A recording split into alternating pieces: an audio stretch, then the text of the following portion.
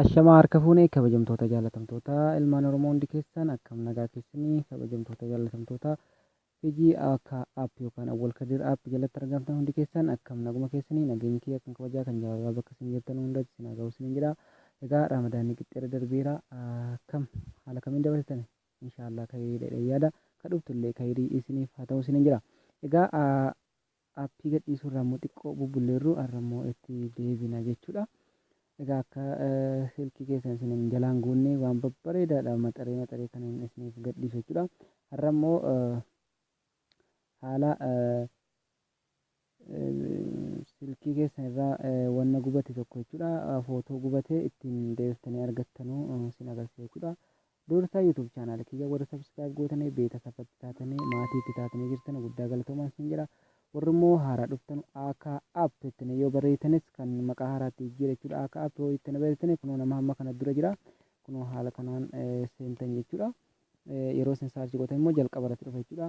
Awwal Kadir app yoo ittiin barreessan immoo jechuudha jalqabuma irratti ol isiniif baha jechuudha. Kabajamtoota jaalatamtoota keenya waan inni haaraa jijjiiree fi Awwal Kadir app ittiin haala kanaan barreessan inni jalqabuma irratti isinii baha tokkuma jechuudha lacheenu.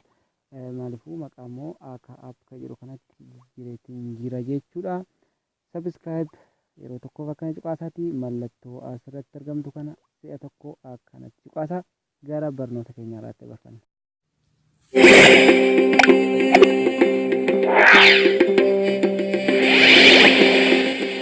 Akka app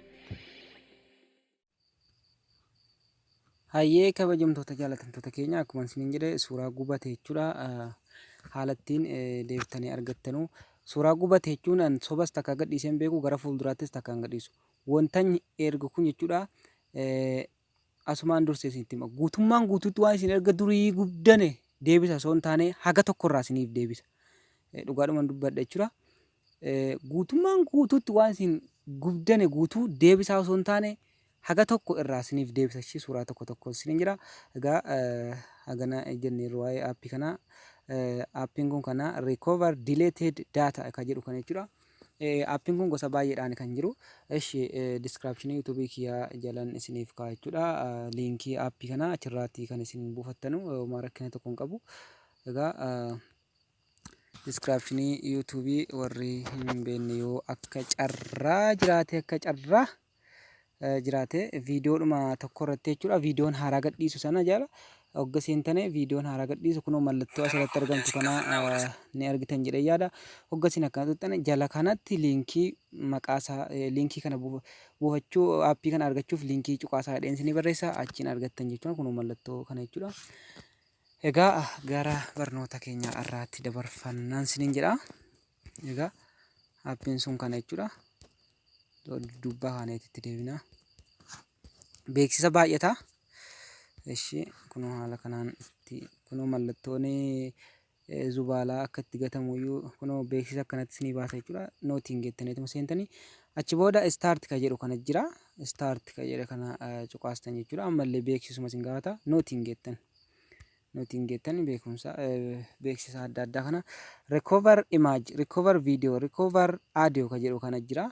Recover image kan jedhe kana si'a tokkoof akkana cuqaastan jechuudha. Nootiin geettan ammas kunillee beeksisuma. Scan now kan jedhe kana akkanatti cuqaastanii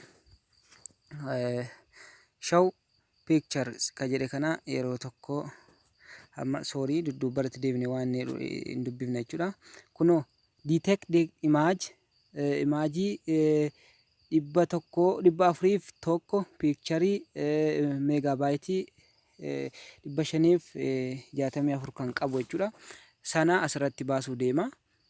Sana jechuudha 401 jechuudha. Amma show picture kan jedhu kana si'a tokkoof akkana cuqaasaa. Kun ammallee beeksisa.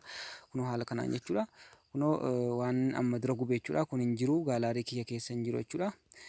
Haala kanaan isinii baasa kaa kunoo. Viidiyoo waan adda addaa suuraa akkuma qaldii ka'e illee waan hin gubee jijjiira jechuudha.